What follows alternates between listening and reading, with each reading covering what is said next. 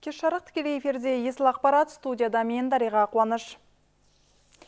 Қазақстан мен Қытай аграрлық салада жаңа қадам жасады. Қозыбаев университеті базасында ғылыми аграрлық орталық құрылмақ. Меморандумға қол қою рәсімі мемлекет басшысы Қасым-Жомарт Тоқаев пен Қытай Халық Республикасының мемлекеттік кеңесінің бірінші вице-премьері Дин Сюэсян қатысқан Қазақстан-Қытай іскерлік кеңес аясында өтті.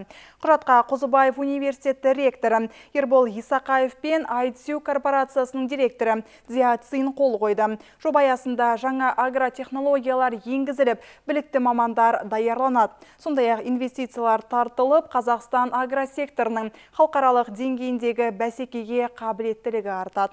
Бұл бастама солтүстік Қазақстан өңіріндегі ауыл шаруашылығы саласының дамуына серпін бермек.